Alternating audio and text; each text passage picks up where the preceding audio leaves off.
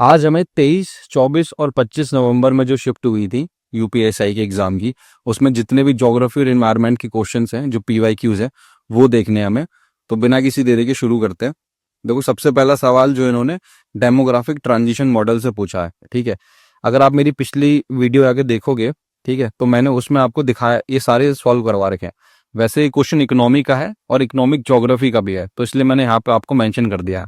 ठीक है, जो पीछे वाली वीडियोस थी वहां पे आप देखोगे कि पॉपुलेशन एक्सप्लोजन से सवाल पूछा था। ठीक है, जनसंख्या विस्फोट से सवाल पूछा था। फिर एक और वीडियो थी, उसमें उन्होंने सवाल पूछा था इससे, स्टैग्नेंट पॉपुलेशन से। अब ये वाली जो शिफ्ट हुई है, इसमें उन्होंने सवाल पूछा यहाँ से डेमोग्राफिक ट्रांजिशन से। ये जो है इसकी जो ये दूसरी वाली स्टेज है ना, यहाँ से इन्होंने पूछा है कि भाई बताओ बर्थ रेट और जो डेथ रेट होता है हमारा, उसमें क्या क्या चीजें होती है, वो घटता है या बढ़ता है, जो भी कुछ होता है। तो मैंने उसी वीडियो में आपको ये बहुत अच्छे से समझाया था, जो मेरी इकोनॉमी की वीडियो है, कि क्या चीजें होती है क्या नहीं होती हैं। तो यहीं पर ही यही देखो, यही सवाल है कि जो सेकंड स्टेज होती है हमारी डेमोग्राफिक ट्रांजिशन मॉडल की, उसमें क्या होता है। ठीक है, तो हमारा बर्थ रेट, लोग ज्यादा पैदा होते हैं, और डेथ रेट हमारा कम होता है, लोग मरते कम है। क्यों, मैं आपको शॉर्ट में थोड़ा बता देता हूँ। जैसे कि स्टेज 1 है, कोई भी कंट्री है, वहां पे अगर वो ज्यादा डेवलप्ड नहीं है, तो वहां पे लोग ज्यादा बच्चे पैदा होंगे और ज्यादा मरेंगे भी, क्योंकि मेडिकल फैसिलिटीज इतनी अच्छी से होती नहीं है। लेकिन जैसे जैसे वो थोड़ा सा इम्प्रूव कर दिया अपने हेल्थ को, ठीक है, अस्पताल वगैरह वहाँ ज़्यादा बनते हैं, तो उससे क्या होता है, जो हमारे लोग का जो डेथ रेट होता है, जो लोग जो मरने वाले की जो संख्या होती है वो कम हो जाती है फिर हल्के हल्के। लेकिन बर्थ रेट तो हमारा तब भी उतना ही रहता है। ठीक है, बच्चे तो पैदा करते रहते हैं हम, लेकिन जो हमारा डेथ रेट होता है वो हमारा कम हो जाता है। तो ये सेकेंड स्टेज जो होती है हमारी, इसकी ये वो होती है।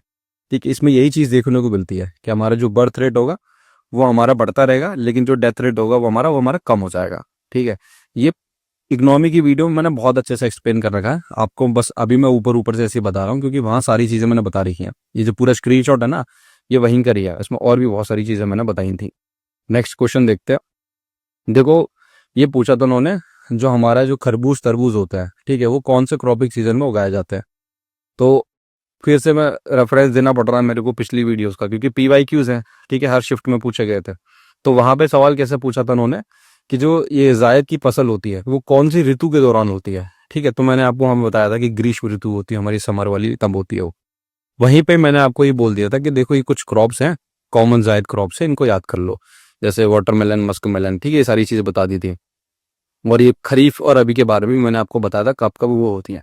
अब इस वाली शिफ्ट में उन्होंने सिंपल सा यही पूछ लिया कि तरबूज और खरबूज बताओ कौन सी फसल है वो। ठीक है, तो वो जायद की फसलें हैं, राइट। तो ये सारा पिछला ही चल रहा है अभी। तो ये एक नया क्वेश्चन था, वैसे ये साइंस का क्वेश्चन है। ठीक है, लेकिन हम इन्वायरमेंट में भी इसको पढ़ते हैं, तो मैंने इसलिए यहाँ पर डाल दिया है। तो सारे पीवाईक्यूज आपकी कवर हो जाएंगे यहीं पर, सारे सब्जेक्ट्स के। ठीक है, इन्होंने पूछता है जो डाई आइटम्स होते हैं वो क्या होते हैं, वो किस चीज़ का एग्जाम्पल है।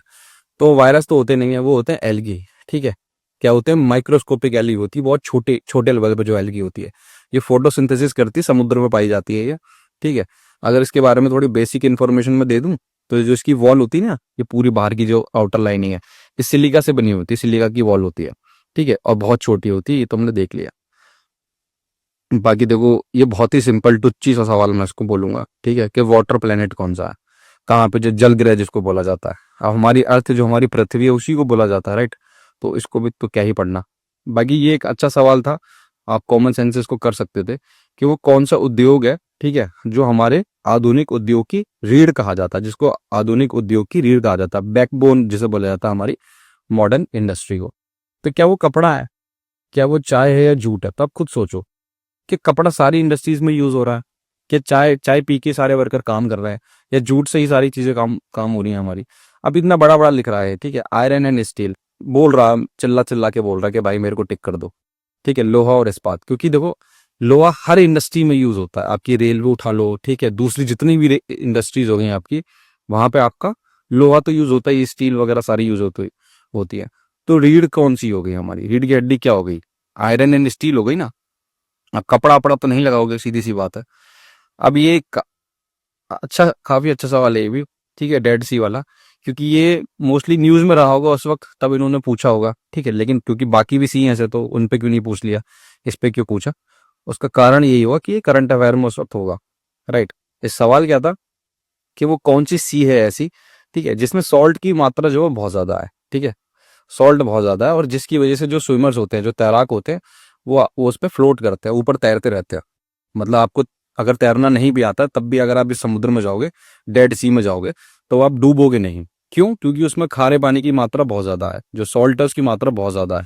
अगर मैं नॉर्मल ओशन वाटर की बात करूँ तो कितना होगा, वो 3-4% उसमें सॉल्ट होती है, ठीक है। लेकिन अगर डेड सी पे चले जाओगे तो ये 3-4 से 30 और 34% देखने को मिल जाएगी। तो बहुत ज़्यादा डेंसिटी इसमें बहुत ज़्यादा होती है, तो इसलिए हम लोग डूबते नहीं है इसमें, ठीक है। तो डेड सी से सीधा सीधा सवाल था। अब इसकी लोकेशन देख लो इस बार, ये इसराइल वैसे ही बहुत न्यूज़ में रहता है, ठीक है। तो यहीं पर ही है ये। इसको जूम करके मैं और दिखाऊंगा आपको, तो ये रही, ठीक है। इसराइल हो गया, ये जॉर्डन हो गया, तो इन दोनों के बॉर्डर पे है ये डेड सी, राइट। यहाँ पे हमारा मेडिटेरेनियन सी हम देख सकते हैं आराम से। बाकी जितनी और चीज़ है, अब जरूरी थोड़ी है डेड सी से सवाल आ जाए, अब तो इनसे आएगा, कैरिबियन सी से, रेड सी से, ब्लैक सी से, राइट। तो इनको ही, इनकी लोकेशन देख लो एक बार। जैसे ब्लैक सी हो गया हमारा, ठीक है, ये रहा। कौन कौन सी कंट्रीज टच करती हैं? रशिया हो गया, यूक्रेन हो गया, ठीक है, रोमानिया हो गया। अब ये रशिया यूक्रेन का तो इनका वॉर ही चल रहा है, तो इंपॉर्टेंट है। ब्लैक सी से पूछ ले, सी ऑफ एजोव से पूछ ले, एजोव के जो सी है वहां से, ठीक है। बुल्गारिया टच करती है, टर्की टच करती है, और जॉर्जिया टच करती है, ठीक है। तो इसका स्क्रीनशॉट ले लो, बस एक ओवरऑल आइडिया ले लेना, ठीक है, क्योंकि क्वेश्चन यहाँ से आ सकता है, राइट। और देखो रेड सी दिखा देता हूँ आपको, ये रे रेड सी। यहाँ पे हमारी डेड सी थी, ये हमारी रेड सी है। तो इजिप्ट भी है, सूडान भी है, ठीक है। जो कंट्रीज टच होती हैं, आप एक बार इसका स्क्रीनशॉट ले लो पूरा का पूरा, ठीक है, इस तरीके से। ये बहुत इंपॉर्टेंट है वैसे भी। कैरिबियन सी भी थी एक यहाँ पर, ठीक है, ऑप्शन में, राइट। तो ये रही कैरिबियन सी यहाँ पे। अब ये मैंने जितने भी वर्ल्ड में इंपॉर्टेंट सीज है ना, उनका यहाँ पे दे दिया है, आप इसका स्क्रीनशॉट ले लो। ये मैं समझाने का कुछ नहीं है, राइट। ये तो इन्फॉर्मेशन है, जितनी आपको पता होगी तो ज़्यादा सही रहेगा। जैसे Caspian sea, black sea, Mediterranean sea, red sea, ठीक है, gulf of Guinea, Mexico, Caribbean. तो ये ज़रूरी है आप इसका स्क्रीनशॉट ले लो, major seas of the world. Exam में जाने से पहले जितने भी स्क्रीनशॉट लिए हैं ज्योग्राफी के, बस एक बार नज़र मार के चले जाना, आपका काम काफ़ी हद तक हो जाएगा। बाकी देखो, एमिशन गैप रिपोर्ट कौन निकालता है, ठीक है। तो कौन निकालता है? यूएनईपी निकालता है, यूनाइटेड नेशन एनवायरनमेंट प्रोग्राम, संयुक्त राष्ट्र पर्यावरण कार्यक्रम, ठीक है। इससे पिछली वीडियो में मैंने आपको बताया था, उसमें ये वाला पूछा था उन्होंने सवाल कि state of global climate report कौन निकालता है, तो उसमें यही था ऑप्शन, WMO का, ठीक है। तब यहाँ पे जिक्र हुआ था इसका यूएनईपी का, तो मैंने आपको ऑप्शन में बताया था कि देखो ये एमिशन गैप रिपोर्ट निकालता है। तो उन्होंने इस वाली शिफ्ट में उन्होंने सीधा ये पूछ लिया कि एमिशन गैप रिपोर्ट कौन निकालता है, ठीक है, ये यूएनईपी निकालता है। तो आप देख रहे हो कितना ज्यादा इंटरलिंक है। हमें ऑप्शन से ही सवाल बनाते हैं। आयु कहाँ से बनाएगा इस बार भी? अगर वो सवाल बनाएगा तो वो कहाँ से बनाएगा? बेसिकली जाएगा, पिछले PYQs उठाएगा अपने, ठीक है, वहां देखेगा, क्योंकि उसको खुद मेहनत नहीं करनी है आयोग को। वो जाएगा या तो यही रिपीट कर देगा जो सवाल थे, या फिर इनके ऑप्शंस में से बना देगा, इतना ही कर सकता है। तो इनके ऑप्शंस और देख लेते हैं। ये UNFCCC के बारे में मैंने आपको पीछे बताया था, ये रहा, ठीक है, पूरी की पूरी बॉडी है। जाके वीडियो देखो, स्क्रीनशॉट यहाँ भी ले लो, सिर्फ मेंशन कर रहा हूँ यहाँ पे, वीडियो लंबी ना हो इसलिए। IPCC, ठीक है, असेसमेंट रिपोर्ट बनाता है हमारी, साइंटिफिक रिपोर्ट्स जो होती है। बाकी ये एक नया ऑप्शन है, इसको देख लो, world wide fund for nature, ठीक है। ये क्या है? ये NGO है ये, ठीक है, नॉन गवर्नमेंटल ऑर्गेनाइजेशन है, NGO वर्ल्ड के लेवल पे। कब बना था? 1961 में बना था। इसका हेडक्वार्टर अगर आप देखोगे तो स्विट्जरलैंड में है, ग्लैंड। और ये बहुत फेमस है, इसका लोगो आपने पांडा देखा होगा, ये रहा, ठीक है। तो ये काफी देखने को मिलता है। नेक्स्ट क्वेश्चन देखते हैं हम। देखो ये वाले जो है ना क्वेश्चन, मैंने पीछे भी आपको बताया था, ये जितने भी हैं ये आपके मूल विधि के सवाल है। तो ये वाटर प्रिवेंशन कंट्रोल, जितने भी सेक्शन वाले हो गए ना, ये सब मूल विधि के हैं। तो मैं जितने भी इन्वायरमेंट और ज्योग्राफी की जितने भी मूल विधि के सवाल है, मैं आपको कंप्लीट करा दूंगा, ठीक है। जो आपका पेपर आना है UPSI से पहले, वो मैं सारे कंप्लीट करा दूंगा।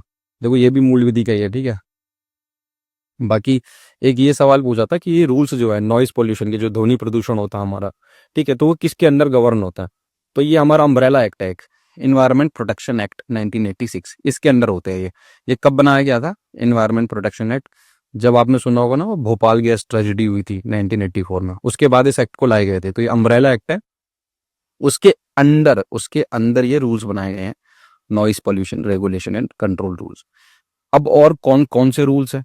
ये तो नॉइज हो गए, नॉइज वाला हो गया, ध्वनि वाला हो गया, और जितने हैं मैंने हिंदी इंग्लिश आपको दे दिया है, इसका स्क्रीनशॉट ले लो। ये सारे के सारे इन्वायरमेंट प्रोटेक्शन एक्ट के अंदर आते हैं, इसके अंदर पर्यावरण संरक्षण अधिनियम के अंदर आते हैं, ठीक है। ई वेस्ट हो गया, प्लास्टिक वेस्ट हो गया, biomedical waste, hazardous, noise pollution तो हमने देख ही लिया। बाकी ओजोन डिप्लीटिंग, CRZ ये इंपॉर्टेंट है, कोस्टल रेगुलेशन जोन, ठीक है, सॉलिड वेस्ट मैनेजमेंट भी, ये सारे इंपॉर्टेंट है। तो ये हो गया। बाकी देखो मीना मार्टा डिसीज के बारे में फिर से सवाल उन्होंने रिपीट कर दिया, जो हम पीछे की वीडियोस में डिस्कस कर चुके हैं। मैंने ये स्क्रीनशॉट यहाँ पे लगा दिया है, ठीक है, ताकि आपको पता हो। पीछे वीडियो जाओ, वहाँ मैंने बहुत डिटेल में डिस्कस किया है, ठीक है। ये बाकी की डिसीज भी मैंने डिस्कस करी हैं।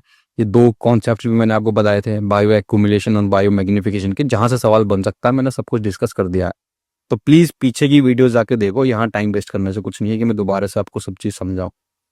बाकी ये एक नया सवाल था, काफी अच्छा सवाल लगा मेरे को ये, क्योंकि इतना डीप जाते नहीं है। क्योंकि जो सॉइल होती है ना, हमारी मृदा होती है, ठीक है, उसकी लेयर्स के ऊपर सवाल पूछा था, ये जो होती है लेयर्स, देख रहे होगे आप। तो इतना डीप में चले गए हो, एक आध क्वेश्चन तो ऐसा बनाएंगे कि यूपीएसआई की जो तैयारी कर रहे हो बच्चों से ना करें, क्योंकि यूपीपीसीएस वाले तो उसे कर देते, पर यूपीएसआई वालों को मैं समझ सकता हूँ। तो वो कौन सी लेयर है सॉइल की, ठीक है, जिसमें रॉक्स और क्रैक्स पाई जाती हैं, ठीक है, तो वो सी होराइजन होता है। अब पता नहीं कितने बच्चों ने पढ़ा होगा, पर मैं आपको प्रोफाइल दिखा देता हूँ, ठीक है। ये पूरी प्रोफाइल होती है हमारी सॉइल की, मिट्टी की। यहाँ पे हिंदी में भी है, ठीक है, यहाँ पे इंग्लिश में भी है। जो सबसे ऊपर वाली सतह होती है उसको बोलते हैं ऑर्गेनिक लेयर, जहाँ पे आपकी जो पत्तियां है ना सारी की सारी, ये छड़ के जहाँ गिरेंगी तो यहीं पे गिरेंगी वो, ठीक है, तो वो सब ऑर्गेनिक मैटर में चेंज हो जाती है। तो ये ऊपर वाली जो लेयर होती है उसको बोलते हैं हम ऑर्गेनिक लेयर, जहाँ पे ह्यूमस होता है हमारा, ठीक है, जहाँ पे आपको पत्तियां मिल जाएंगी, डेड प्लांट्स वगैरह मिल जाएंगे। उससे जस्ट नीचे जो होती है वो होती है सबसे फर्टाइल वाली, सबसे उपजाऊ यही होगी, ठीक है, जिसको हम बोलते हैं टॉप सॉइल। यहाँ मैंने लिखा होगा, ये रही फर्टाइल लेयर, जहाँ पे क्रॉप्स हमारी ग्रो होती है, तो उसको बोलते हैं ए लेयर, ठीक है। तो ए ओ ए के बाद जो आती है उसको बोलते हैं ई लेयर, इसका नाम है इलुविएशन लेयर, ठीक है। यहाँ लिख रहा है ना लीज मिनरल्स, इसका मतलब ये होता है, लीज का मतलब ये होता है जैसे बारिश हो रही है ऊपर से, ठीक है, अब बारिश का पानी नीचे जाएगा, अब यहाँ के जो मिनरल्स होते हैं ना वो इनको इस वाले नीचे लेके जाता है। तो ये जो ट्रांजिशन की बीच वाली लेयर जो होती है, कोई चीज यहाँ से नीचे की तरफ जा रही है, ठीक है, तो कहीं तो बीच वाली लेयर जो होगी उसको बोलते हैं इलुविएशन लेयर, जहाँ पे हल्का थोड़े बहुत हमें मिनरल्स देखने को मिल जाएंगे, क्योंकि लास्ट में जाके वो मिनरल्स तो यहाँ पे डिपॉजिट होता है, ठीक है। यहाँ मिनरल्स थे, बारिश का पानी आया, लीचिंग हुई, ठीक है, नीचे ले गए बिल्कुल यहाँ डिपॉजिट कर दिए, जो थोड़े बहुत बीच में रह गए उसको बोलते हैं इलुविएशन लेयर। और जहाँ पे वो डिपॉजिट हो गए वो होती है बी लेयर, जिसको बोलते हैं ये वाला आई वाला इलुविएशन। ये आई से शुरू होता है, ये ई से शुरू होता है। यहाँ पे डिपॉजिट हो गई, यहाँ से लीच हो गई, ठीक है। तो ये थोड़ी हार्ड होगी कि यहाँ पर सारे मिनरल्स आपको देखने को मिल जाएंगे, यहाँ थोड़े बहुत देखने को मिलेंगे। तो याद कैसे करोगे, ई सीधे से एग्जिट होता है ना, बाहर निकलना, तो यहाँ से निकल के जा चुके हैं, यहाँ से निकल के गए हैं, यहाँ से रास्ता था इनका। तो O layer, E A layer, E layer, B layer, last में आपके सी लेयर जहां से सवाल पूछा गया था, ठीक है, जहाँ पे आपको छोटे छोटे रॉक्स वगैरह देखने को मिल जाएंगे, ठीक है, ये लेयर होती है आपकी। बाकी सबसे लास्ट में जो होती है, जो पेरेंट, जो बिल्कुल ठोस, बिल्कुल ही जिसको बोलेंगे रॉक, पेरेंट रॉक, जो बेड रॉक होती है आर। तो ये इसका स्क्रीनशॉट ले लो, ठीक है, इंग्लिश मीडियम वाले यहाँ से ले लो, वरना पीडीएफ आपको हमारे टेलीग्राम ग्रुप पर मिल जाएगी इसकी, और हिंदी मीडियम वाले यहाँ से ले लो आप, ठीक है। ये लेयर याद रख लो, OAEBCR, ठीक है। यहाँ से सवाल इन्होंने बना दिया है, बाकी यहाँ से अगर बनाएंगे तो आप अब कर, इस बार अगर बनाते हैं तो आप करके ले जाओगे। देखो कुंभ का मेला, ठीक है, अब मैं नहीं बताऊंगा सवाल को, उसका कारण यह है इन्होंने ये पूछा था कौन कौन सी नदियां होती हैं, यमुना, सरस्वती। अब गंगा नहीं पता आपको तो फिर तो क्या ही है। बाकी ग्रासलैंड से इको वो आ गया, हमारा सवाल आ गया, ठीक है। पिछली वीडियोस में देखो ये 2 स्क्रीनशॉट चिपका रखे हैं मैंने, राइट। प्रेरीज से पूछा था, पंपास से पूछा था, इस वाले शिफ्ट में फिर से प्रेरीज से पूछ लिया, ठीक है, जो नॉर्थ अमेरिका में पाई जाती है। तो वहां मैंने आपको सारी बता रखी थी कि देखो जो नॉर्थ अमेरिका है वहां पे प्रेरीज पाई जाती हैं, ठीक है। ब्राजील वाले एरिया में आपको ये मिल जाएगा, कैंपॉज, कटिंगाज, सैराडोज, ठीक है। वेनेजुएला, इसको याद कर लेना, शायद यहाँ से इस बार क्वेश्चन आ सकता है, क्योंकि वो वेनेजुएला न्यूज में था ना यूएसए की वजह से, तो लानोज वगैरह होते हैं। बाकी देखो अर्जेंटीना में पंपाज मिलते हैं, ठीक है, हंगरी में मिलते हैं पुश्ताज, ठीक है, और रशिया में स्टैपीज देखने को मिल जाएंगे। बाकी साउथ अफ्रीका में वेल्ड देखने को मिल जाएंगे, ठीक है, और ऑस्ट्रेलिया में आपको डाउन देखने को मिल जाएंगे, और मंचूरिया में तो मंचूरिया है ही। तो ये पिछली वीडियोस का ही चल रहा है अभी तक सारा, ठीक है, तो प्लीज उनको जाके जरूर देखो, बहुत इंपॉर्टेंट है। बाकी देखो एस्चुरीज के ऊपर सवाल आया था कि जहां हमारी नदी और समुद्र जहां मिलते हैं, ठीक है, जो बिल्कुल मीटिंग पॉइंट होता है उसको क्या बोलते हैं, उसको एस्चुरीज बोलते हैं। क्या बोलते हैं, ज्वार, ज्वारन, ज्वारनद मुख, ठीक है, हिंदी में आप देख लेना, ये लिखा हुआ है अच्छे से, मेरी हिंदी अच्छी नहीं है। तो जो ट्रांजिशन जोन होता है, जो संक्रमण क्षेत्र होता है जहां नदी और समुद्र मिलते हैं, उसको बोलते हैं एस्चुरीज, ठीक है, जहाँ पे दोनों मिलती हैं।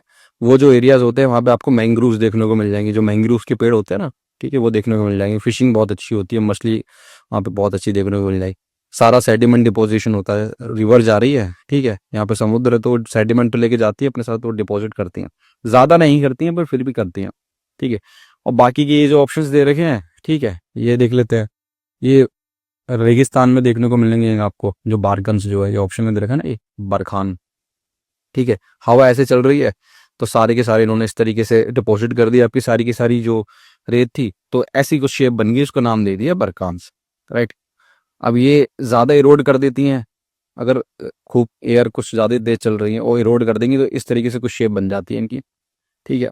तो इनको बोलते थे यारदांग्स, क्या बोलते थे, यारदांग्स, ठीक है।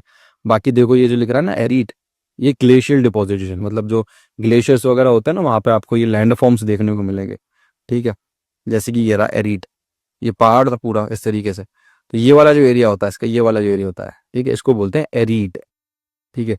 और अगर वहाँ लेक्स मिल जाए देखने को, ग्लेशियर वाले रीजन में, ग्लेशियर्स के रीजन में अगर कोई लेक मिल जाए, लेक, तो उसको बोलते हैं टारना।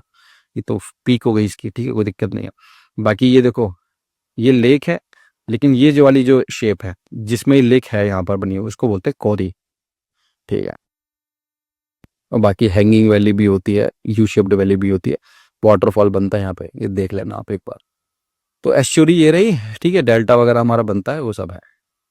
बाकी देखो ये कॉमन सेंस का सवाल था, ठीक है, कि भैया जो पॉल्यूशन करता है इन्वायरमेंट में, ठीक है, उसी को ये जिम्मेदारी भी कि को साइन वो क्लीन करे, ठीक है, उसकी जिम्मेदारी है कि को क्लीन करे, उसके लिए वो हर्जाना भरे। तो अगर आप इंग्लिश में थोड़ा कंफ्यूज भी हो रहे थे, अगर आप हिंदी के ये पढ़ लेते, ठीक है, प्रदूषक भुगतान करता है, पॉल्यूटर पेज, इंग्लिश में भी साफ साफ पता चल रहा है और हमारा हिंदी में भी पता चल रहा है। तो जो पॉल्यूशन करेगा भाई वही भुगतान भरेगा उसका, तो उसको क्या बोलेंगे, पॉल्यूटर पेज प्रिंसिपल ही तो बोलेंगे, ठीक है। ये साइंस का सवाल है पर कोई बात नहीं, यहाँ भी देख लेते हैं, ठीक है, कि वो विच ऑफ द फॉलोइंग है हाई कंप्रेसिबिलिटी, जिसको आप दबा सकते हो, कंप्रेस कर सकते हो, वो क्या चीज होती है, क्या वो सॉलिड होती है, प्लाज्मा होते हैं, लिक्विड होता है, गैस होता है, तो वो होते हैं हमारे गैस। कैसे, आप सॉलिड के पार्टिकल्स देखो, क्या इन्हें दबा सकते हो आप, क्या आपको दिख रहा है कितने टाइटली पैक्ड है, ठीक है, तो इनको हम दबा ही नहीं सकते, ज्यादा कंप्रेस ही नहीं कर सकते। लिक्विड में थोड़े बहुत हैं, ठीक है, हमें दिख रहा है आप आराम से, पर उतना नहीं है। लेकिन अगर आपका गैस को देखोगे ना तो ये घूमते फिर रहे हैं इधर से उधर, ठीक है, ये आप देख रहे हो, तो अब अगर आप उनको अब दबाओगे तो आराम से ही कंप्रेस हो जाएंगे। तो सबसे ज्यादा कंप्रेस किसको कर सकते हो, सबसे ज्यादा दबा किसको हो सकते हो, तो वो है गैस। इसकी हिंदी थी कुछ, ये रही, कंप्रेसिबिलिटी को हिंदी में ये बोलते हैं, राइट है। बाकी देखो ये प्लाज्मा जो होती है ये होता है, ये होते हैं एटम्स। जब इन एटम्स को मैं बहुत ज़्यादा हीट कर दूंगा, बहुत ज़्यादा गर्म कर दूंगा, टेम्परेचर जब बढ़ा दूंगा, तो ये एटम्स टूट जाएंगे, ब्रेक हो जाएंगे, ठीक है। जब ब्रेक हो जाएंगे तो इसके इलेक्ट्रॉन्स अलग घूमेंगे, ठीक है, चश्मा लगा के, और इसके पॉजिटिव जो प्रोटॉन होते हैं वो इसके अलग घूमेंगे। तो ये हमें कहाँ देखने को मिलती है, स्पेस में देखने को मिलती है, जो आपके सन है, सूरज, हमारे सूर्य देव जो है, ठीक है, बाकी स्टार्स हो गया, उसमें देखने को मिलेंगे हमें प्लाज्मा, ठीक है। तो ये अलग चीज़ है। बाकी ये देख लिया आपने, सबसे ज्यादा कंप्रेस कौन हो सकती है, गैस हो सकती है। बहुत सिंपल सवाल था ये, बट ठीक है, समझाना बनता है। बाकी देखो ये एक डिस्प्यूट था उस वक्त, करंट अफेयर में था ये, वंशधारा वाटर डिस्प्यूट, तो किस किस के बीच में, ये उड़ीसा और आंध्र प्रदेश के बीच में, मैं दिखा देता हूँ, ये रहा, यहाँ पे उड़ीसा है, यहाँ पे आंध्र प्रदेश है, तो उसके बीच में डिस्प्यूट है। अब बाकी जितने भी डिस्प्यूट्स है हमारे इंडिया में, मैंने वो भी यहाँ पे डाल दिया, ठीक है। जैसे महानदी छत्तीसगढ़ और उड़ीसा के बीच में चलता है, उसका लड़ाई झगड़ा लड़ते रहते हैं महानदी को लेके। नर्मदा को लेके ये स्टेट्स, चारों स्टेट्स लड़ते रहते हैं। गोदावरी को लेके ये सब, महादेवी को लेके ये तीनों, ठीक है। कावेरी ये तो बहुत फेमस है, केरला, कर्नाटका, तमिलनाडु और पुदुचेरी, और बाकी कृष्णा रिवर से भी लड़ते वड़ते रहते हैं। तो इनके आएगा यहाँ से सवाल, ठीक है, पूछ लेंगे, पीवाईक्यू उठाएंगे, पीवाईक्यू पे जाएंगे वो, पर देखेंगे अच्छा मेहनत नहीं करनी, चलो कहाँ से सवाल बनाए, तो वो यहीं से बना देंगे, ठीक है। तो प्लीज इसको देख लेना। बाकी देखो निम्नलिखित में से कौन मृदई कारकों से संबंधित है, एडापिक फैक्टर से कौन संबंधित है, तो भैया मृदई से तो मृदा ही होगी, ठीक है, सॉइल होगी, उसमें क्या ही दिमाग रखना है इतना। इंग्लिश में अगर कंफ्यूज हो रहे हो तो बस हिंदी में पढ़ लो उसको, जहाँ नहीं पता।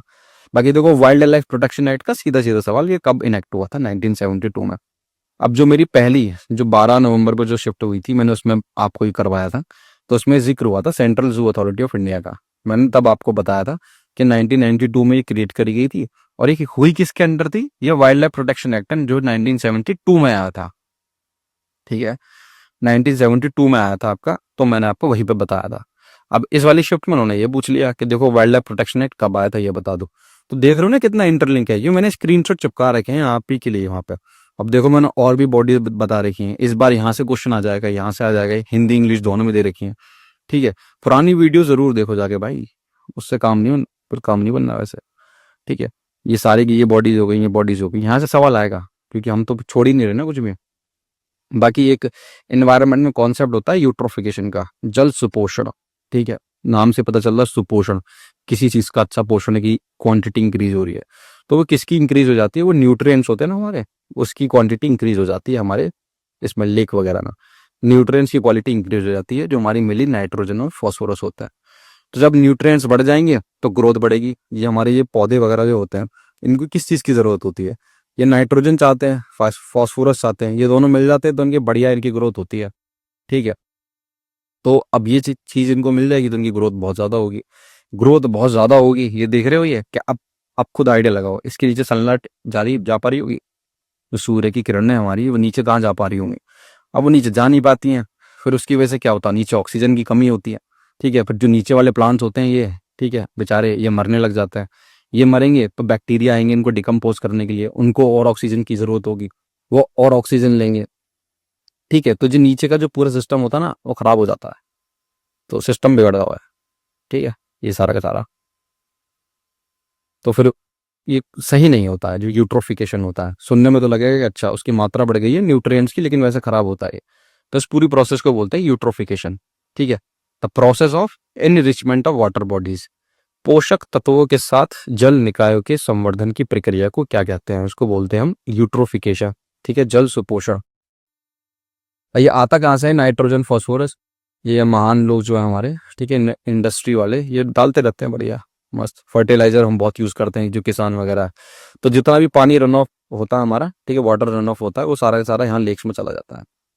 बाकी देखो, ये डीसैचुरेशन का मतलब तो यही होता है, ठीक है, कि ऑक्सीजन के लेवल जो होते हैं पानी में कम हो जाना, उसको बोलते हैं डीसैचुरेशन।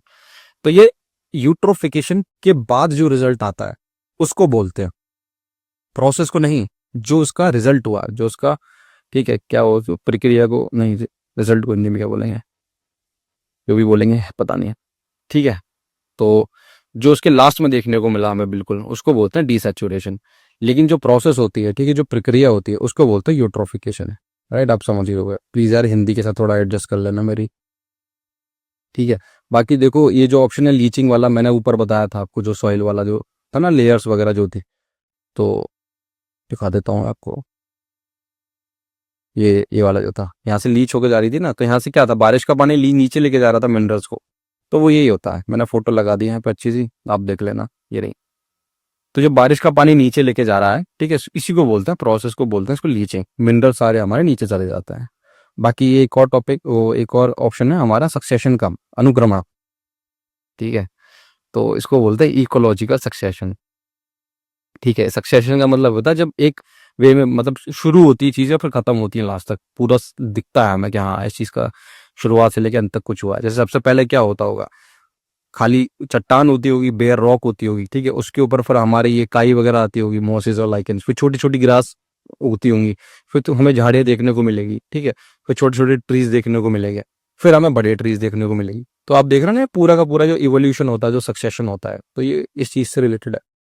बाकी देखो, रामसर कन्वेंशन से इन्होंने सवाल पूछ लिया, इससे जस्ट पिछली वीडियो में मैंने आपको ये सारी चीजें बताई थी, ये सब बताया था मैंने आपको, ये रहा इसका स्क्रीनशॉट। ठीक है, सारी वीडियोस इंटरलिंक है, एक वीडियो देखोगे तो आगे वाली सारी वीडियोस आपको समझ आती रहेगी। तो कन्वेंशन था जिससे कि हमें ओजोन लेयर को प्रोटेक्ट करना। ठीक है, तो वहां पे था, ये पिछला सवाल था उसमें वियना कन्वेंशन। तो यहाँ पे ऑप्शन में दे रखा था रामसर, तो मैंने इसको भी एक्सप्लेन किया था। ठीक है, मैंने बता दिया था रामसर कब आया था, 1971 में आया था, वेटलैंड से रिलेटेड है। ठीक है, वाटर बॉडीज जो हमें कंजर्व करनी है, वेटलैंड्स हमारे सारे। तो इस वाले शिफ्ट में उन्होंने ये पूछ लिया, रामसर कन्वेंशन बताओ किस चीज से संबंधित है रामसर समझौता। तो जो आर्द्र भूमि होती है उनके संरक्षण से संबंधित है। ठीक है, वेटलैंड्स, प्रोटेक्शन ऑफ वेटलैंड्स है। बाकी जितने जो तीसरे हैं ये भी मैंने एक्सप्लेन कर दिया आपको। ठीक है, बेसल कन्वेंशन ये रहा, जो बेसल कन्वेंशन है वो 1989 में आया था। ठीक है, जो हानिकारक जो वेस्ट होता है उससे रिलेटेड है। स्टॉकहोम हमारा परसिस्टेंट ऑर्गेनिक पॉल्यूटेंट से रिलेटेड है, POPs 2001 में आया था। मॉनिट्रियल ओजोन लेयर से रिलेटेड है। ठीक है। और लास्ट जो सवाल है हमारा, बहुत बेसिक सा सवाल था। देखो सबसे ज्यादा दालें तो हमारी ही खाई जाती है ना, बोलते हैं ना कि प्रोटीन के लिए हम सब दाल लेते हैं। तो सबसे ज्यादा कंज्यूम कौन करता है? भारत करता है। विश्व में दालों का सबसे बड़ा उपभोक्ता कौन सा देश है? तो हमारी दाल है। तो ये इस जो शिफ्ट है हमारी, आपने इसमें देखा होगा ज्यादातर पिछले पीछे वाले सवाल ही थे। ठीक है, अब क्या करें, थे तो थे, पीछे तो हमने एक्सप्लेन किया आपको अच्छे तरीके से। वो वीडियोस देख ली अगर आपने, तो आप इनको भी अच्छे से समझ जाओगे। बाकी मैं आपको थोड़ा सा यूपी इसके बारे में बता देता हूँ, प्रहार सीरीज के बारे में। ठीक है, तो ये पीवाईक्यू की सीरीज चल रही है हमारी यूपीएसआई की। बाकी फैकल्टी से इंट्रोडक्शन करा देता हूँ आपका। ये हमारे अक्षित यादव सर है, ये यूपी जी के कवर करा रहे हैं।